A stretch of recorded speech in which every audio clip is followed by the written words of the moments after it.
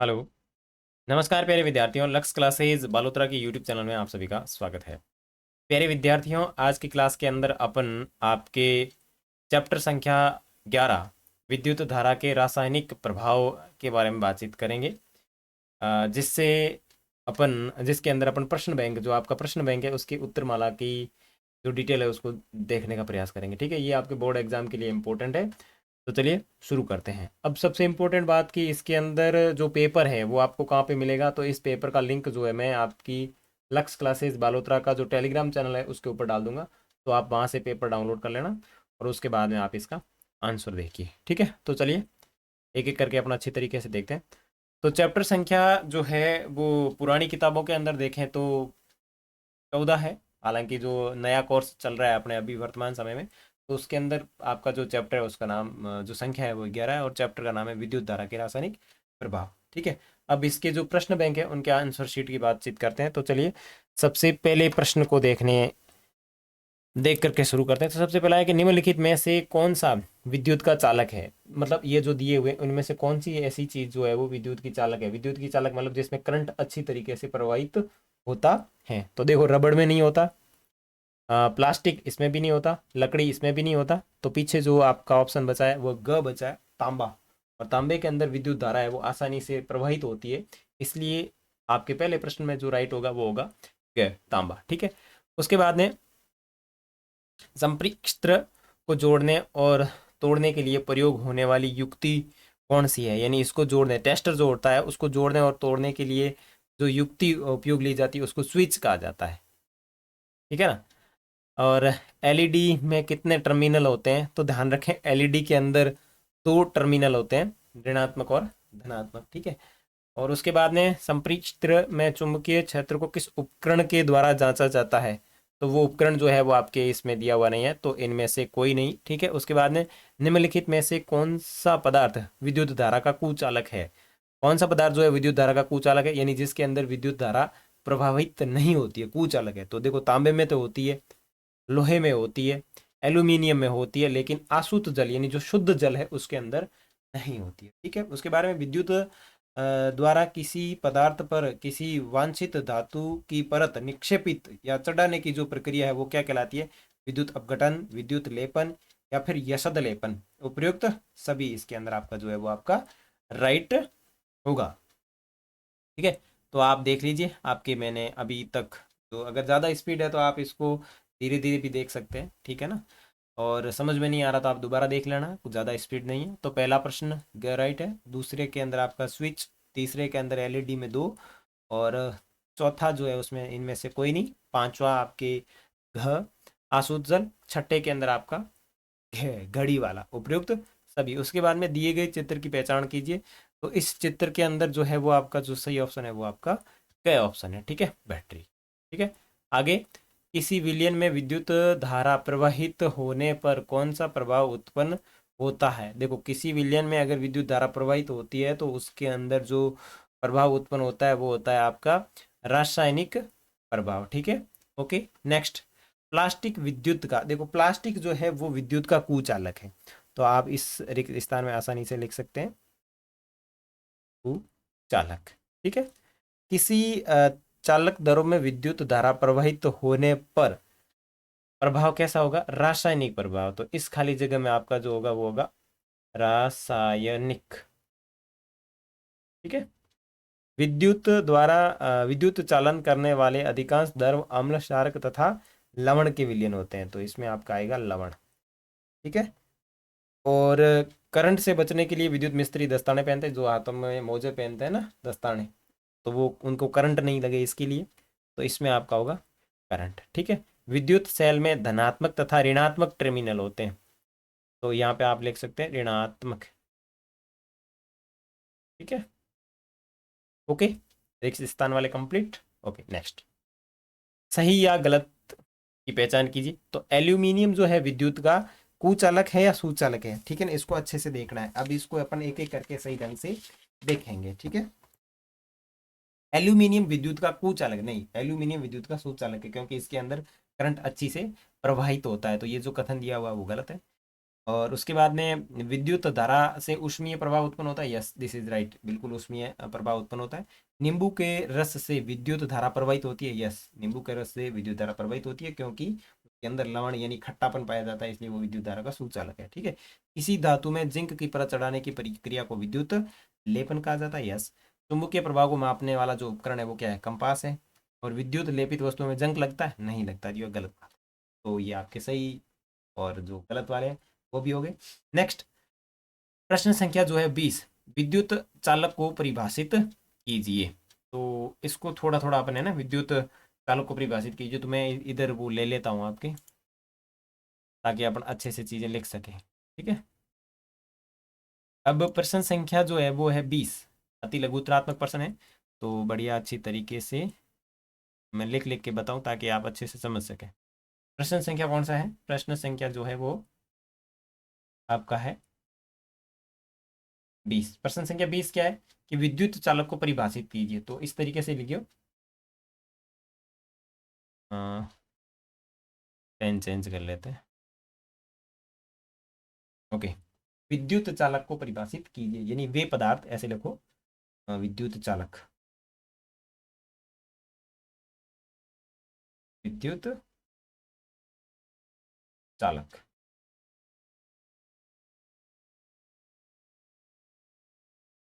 इस लाइन खींच के फिर ऐसे बराबर करके, वे पदार्थ,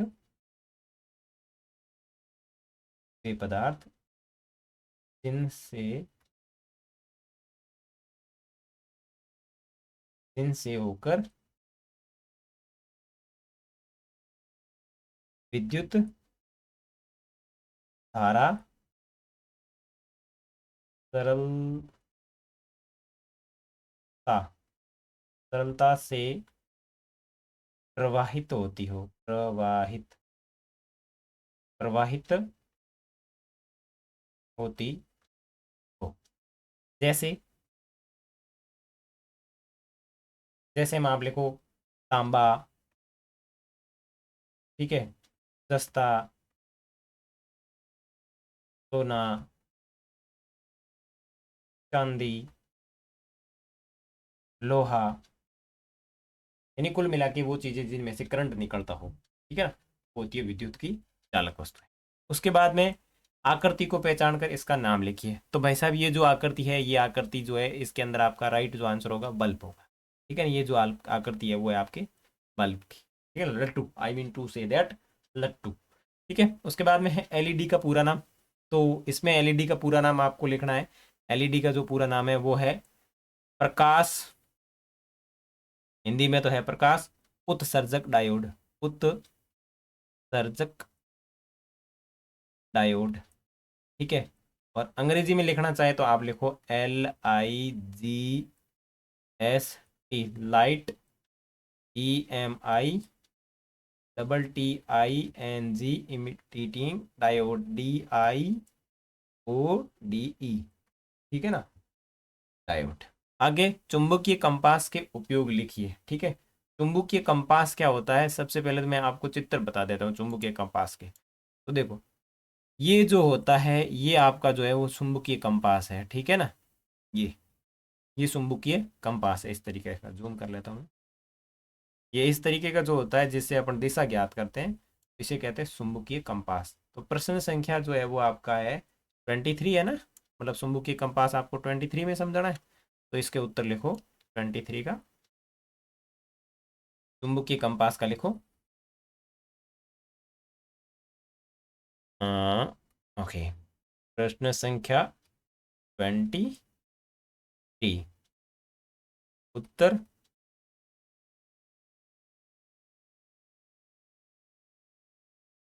ओके। और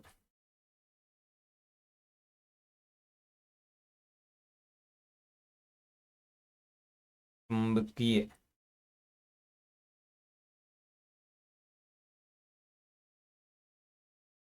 चुंबकीय कंपास के उपयोग। ठीक है। सबसे पहला उपयोग लिखो, चुंबकीय कंपास के उपयोग। सबसे पहला उपयोग लिखो, इसका उपयोग लिखता एक लिखना है कि चुंबकीय कंपास का उपयोग दिशा ज्ञात करने के लिए किया जाता है। तो सेम टू सेम चुंबकीय कंपास, उसके लिखना का उपयोग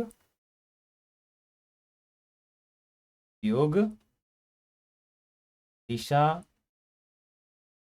ज्ञात करने हेतु किया जाता है, करने हेतु किया जाता है। चुंबकीय कंपास का उपयोग दिशा ज्ञात करने हेतु किया जाता है। इसके बाद में इसका उपयोग समुद्री सेना, समुद्री यात्री, ठीक है, आदि इस प्रकार के जो लोग हैं इसका उपयोग करते हैं। ठीक है, 23 में आप इतनी चीज लिख रहे हैं क्योंकि ज्यादा बड़ा प्रश्न है नहीं, तो अपने को तो ज्यादा नहीं लिखना है। ठीक है, चलो आप इधर आ जाओ। 23 22 हो गया। उसके बाद में विद्युत परिपथ में स्विच का उपयोग लिखिए। सबसे पहले आपको स्विच बता देता हूँ कि स्विच होता क्या है। तो विद्युत परिपथ में स्विच क्या होता है, स्विच में मतलब होता है ये, इस तरीके से आपके घर में लगे हुए देखे होंगे आपने, जिसको आप खटका बोलते होंगे, ए लाइट का बटन ऑन कर बंद कर, वो वाला, तो इसको है वो स्विच बोला जाता है। ठीक है, इसके उपयोग क्या है, यानी विद्युत परिपथ जो है उसके अंदर इस स्विच का उपयोग क्या है, तो स्विच का उपयोग क्या है तो वो लिखते हैं। ठीक है, चलो प्रश्न संख्या जो है वो आपका कौन सा है, 23 ऊपर हो गया। अब प्रश्न संख्या जो है 24। प्रश्न संख्या 24, इसका उत्तर लिखना है। और क्या है, विद्युत परिपथ में, विद्युत परिपथ में स्विच का उपयोग निम्न प्रकार है। निम्न प्रकार से, ठीक है, तो सबसे पहला प्रयोग लिखना है। सबसे पहला प्रयोग यह है कि ये विद्युत धारा बनाने और तोड़ने में प्रयोग लिया जाता है। यह विद्युत धारा बनाने और तोड़ने में प्रयोग होता है। विद्युत धारा बनाने का मतलब आप जैसे बटन ऑन करोगे तो उसमें से विद्युत धारा आगे प्रवाहित होगी, जैसे उसको बंद करोगे तो विद्युत धारा है वो टूट जाएगी। ठीक है, और इसका उपयोग कहाँ कहाँ होता है तो आप लिख लेना, पंखा, कूलर, ठीक है ना, वो सारी चीजें इसमें लिख लेना कि इसका उपयोग हमारी दैनिक, इसका उपयोग इसमें ऐसे लिख लो, इसका उपयोग उपयोग हमारी दैनिक वस्तुओं वस्तुओं में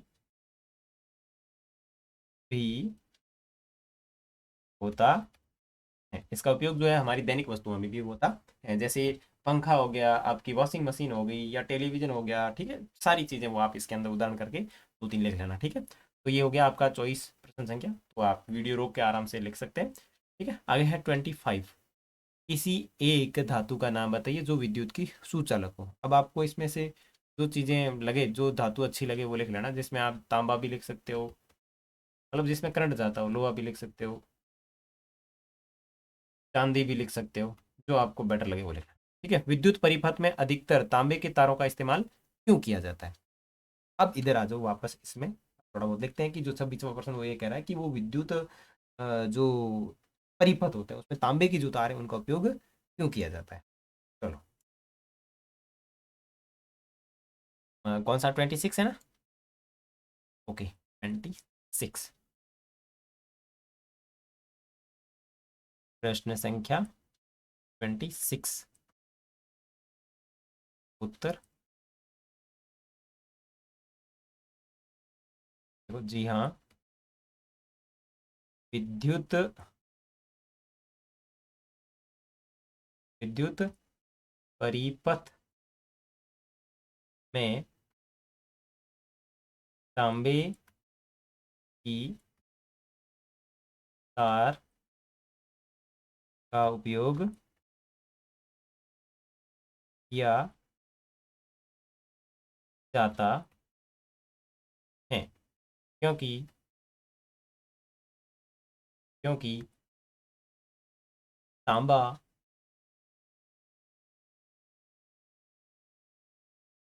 विद्युत का अच्छा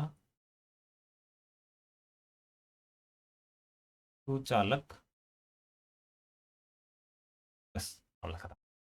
26 क्या कह रहा है कि जी हाँ, विद्युत परिपथ में तांबे की तार इसलिए प्रयोग की जाती है, कब प्रयोग की जाती है, इसलिए की जाती है क्योंकि तांबा जो है विद्युत का सबसे अच्छा सुचालक है, यानी करंट उसमें अच्छे से आता है। ठीक है। नेक्स्ट, आगे दी गई आकृति में बल्ब जलने का कारण बताइए। इसमें बल्ब जलने का जो कारण है वो आपके है नींबू का रस। ठीक है। तो यहाँ पे तो आपकी हो जाएगी बैटरी, ये हो जाएगी बैटरी,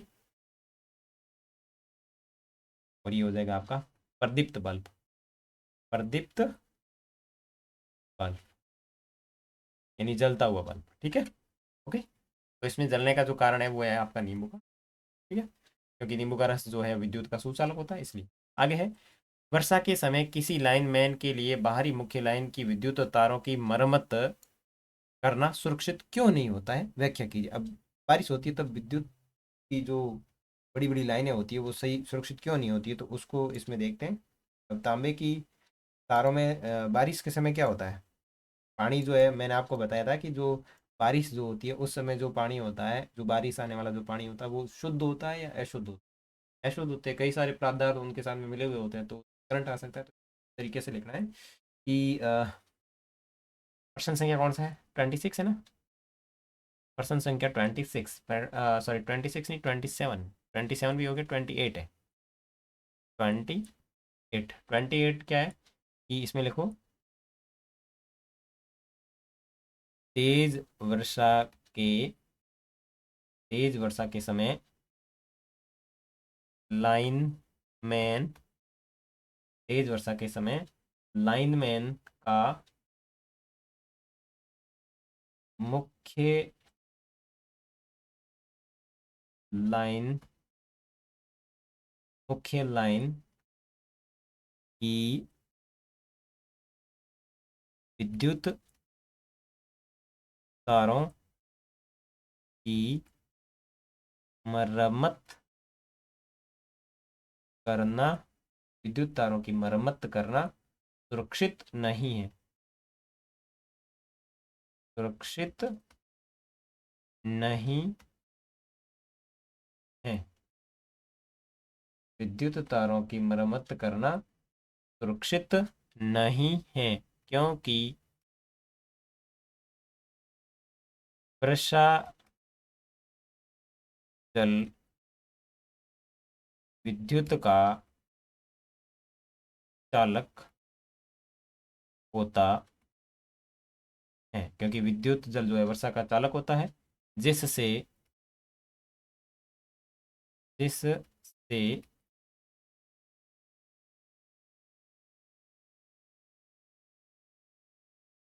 जिससे लाइन मैन को करंट भी लग सकता है, मतलब लाइन मैन के करंट आ सकता है। ठीक है। तो ये हो गया 28 का प्रश्न। उसके बाद में देखो, विद्युत लेपित पदार्थों के उदाहरण लिखिए। विद्युत लेपित पदार्थ है ऐसे पदार्थों के उदाहरण लिखने हैं जिनके ऊपर जो है विद्युत का लेपन किया जाता। लेपन मतलब लोहे को जंग से बचाने के लिए विद्युत लेपन किया जाता है, उन पदार्थों के उदाहरण लिखने हैं। तो पहले तो विद्युत लेपन लिखने का कि भाई वे पदार्थ जिनके ऊपर जंग से बचाने के लिए पेंटिंग की जाती है, एक तरीके का लेप चढ़ाया जाता है, उसे लेपित कहते हैं। और उदाहरण के तौर पर कुछ भी चीज़ें लिख लेना, जैसे आपके स्टील के बर्तन लिख लेना, स्टील के बर्तन। ठीक है? उसके बाद में विद्युत परिपथ में स्विच का होना क्यों अनिवार्य है, तो विद्युत परिपथ में स्विच का होना इसलिए अनिवार्य है, वो इसमें देखो,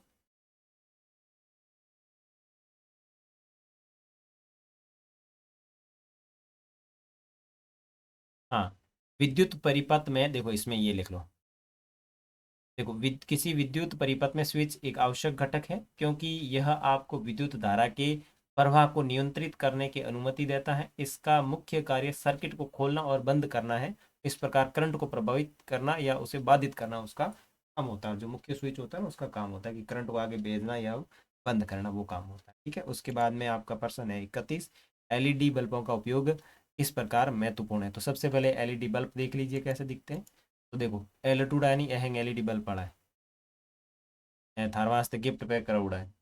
ठीक है, अच्छे नंबर लाओगे तो आपके गिफ्ट भेज दिए जाएंगे, मुझे बता देना अच्छे नंबर आ रहे हैं। ठीक है, तब तो ये सारे के सारे आपके गिफ्ट में हैं। तो एलईडी बल्ब जो है इनका उपयोग किस तरीके से होता है, देखो एलईडी लाइटें गर्मा गर्म रोशनी की तुलना में काफ़ी अधिक चमकदार रोशनी देती है और कम बिजली की खपत करती है। इसके अतिरिक्त चूंकि इनमें पारा नहीं होता, तो आप जैसे अगर तोड़ने का प्रयास भी करते हैं तो इसमें आपके कोई बिजली का ज़्यादा झटका नहीं लगेगा, हालांकि आपको तोड़नी नहीं है। आगे आपका प्रश्न संख्या 32। 32 क्या है कि विद्युत परिपथ से विद्युत धारा प्रवाहित होने पर बल्ब प्रदीप्त क्यों हो जाता है। तो देखो इसका उत्तर देखो कि विद्युत धारा की दिशा में सेल प्लस और टर्मिनल माइनस यानी ऋणात्मक धनात्मक टर्मिनल की ओर जब बल्ब के टर्मिनलों को तार के द्वारा विद्युत सेल के टर्मिनलों से जोड़ा जाता है तो बल्ब के तंतु से होकर विद्युत धारा प्रवाहित होती है और बल्ब जो है दीप प्रदीप्तमान होने लगता है यानी जलने लगता है। उसके बाद में प्रश्न संख्या 34, सॉरी 33। 33 देखो 33 को इस तरीके से समझो कि दिए गए चित्र को आपको पूरा करना है। तो इधर कुचालक है तो इधर आ जाएगा आपके सुचालक। ठीक है, अब इधर जो है इसमें विद्युत का चालन होता है तो इसमें विद्युत का चालन नहीं होता है। विद्युत का चालन नहीं करता। इधर आप उदाहरण लिख दीजिए चांदी, तांबा। ठीक है ना, इस तरीके से। उसके बाद में विद्युत परिपथ का चित्र वर्णन कीजिए। ठीक है, तो विद्युत परिपथ में तो आपको इस तरीके का परिपथ बनाना है। ठीक है, ये तो हो गया आपका चित्र, इस तरीके से चित्र बनाना है और उसके बाद में उसके अंदर इस तरीके से चीज़ें लिखनी है कि विद्युत परिपथ का एक लूप है जिसमें विद्युत घटक इलेक्ट्रॉन को प्रभावित करने के लिए एक नेटवर्क बनाते हैं। इससे स्रोत एक बिंदु होता है जिसे एक बैटरी जहाँ से इलेक्ट्रॉनों का प्रवाह शुरू होता है, जबकि वहाँ बिंदु जहाँ इलेक्ट्रॉन विद्युत सर्किट को छोड़ते हैं उसे रिटर्न कहा जाता है। इस तरीके से लिख के आपको चित्र बना के लिखना है। ठीक है, उसके बाद में 35। 35 क्या कह रहा है कि उदाहरण सहित विद्युत चालक तथा विद्युत रोधी वस्तुओं में अंतर स्पष्ट कीजिए। तो ऐसी कौन सी वस्तुएं हैं जिनमें करंट जाता है कौन सा नहीं जाता। तो विद्युत चालक वे पदार्थ हैं जो अपने विद्युत धारा को प्रवाहित होने देते हैं, विद्युत चालक कहलाते हैं, जैसे लोहा, तांबा, मानव शरीर, चांदी, एल्यूमिनियम आदि। और विद्युत रोधी वे पदार्थ हैं जो अपने में से विद्युत धारा को प्रवाहित नहीं होने देते, मतलब उनमें से करंट नहीं जाता है और विद्युत रोधी कहलाते हैं, जैसे लकड़ी हो गई, रबड़ हो गया, प्लास्टिक हो गया, कागज हो गया आदि। ठीक है, उसके बाद में प्रश्न संख्या 36 है। 36 क्या कह रहा है कि खाद्य सामग्री को लोहे के डिब्बों में भंडारण करने से पहले यदि लोहे के डिब्बे पर टिन का विद्युत लेपन न किया जाए तो क्या होगा। ठीक है ना, तो अगर नहीं करते तो क्या होगा। तो देखो अगर भोजन के भंडारण के लिए उपयोगी किए जाने वाले टिन के डिब्बे लोहे पर टिन के विद्युत लेपन किए जाते हैं, क्योंकि टिन लोहे की तुलना में कम अभिक्रियाशील होता है, जिससे उपयोग खाद्य पदार्थ के अंदर कंटेनरीकरण के लिए किया जाता है। इस प्रकार भोजन लोहे के संपर्क में नहीं आता और खराब होने से बच जाता है, यानी उसको खराब होने से बचाने के लिए उपयोग किया जाता है। ठीक है, उसके बाद में प्रश्न संख्या 37 कि विद्युत लेपन क्या है, इसके ऊपर जो पूरी प्रक्रिया है इसको समझाइए। तो देखो विद्युत लेपन क्या चीज़ है। देखो विद्युत द्वारा धातुओं पर लेपन करने की विधि को विद्युत लेपन कहते हैं। बधुआ बहुआ लोहों की वस्तुओं को संरक्षण बचाने, मतलब उन्हें जंग लगने से बचाने के लिए, चमक देने के लिए और तांबे, निकल अथवा क्रोमियम का लेपन किया जाता है। आधार धातुओं पर लेपन करने के बाद लेपन के जाने वाली धातु के बाहरी गुण दिखाई देते हैं। ठीक है, और उसके बाद में आपका नेक्स्ट जो लास्ट प्रश्न है वो है विद्युत धारा के रासायनिक प्रभाव को क्रियाकलाप द्वारा व्याख्या कीजिए।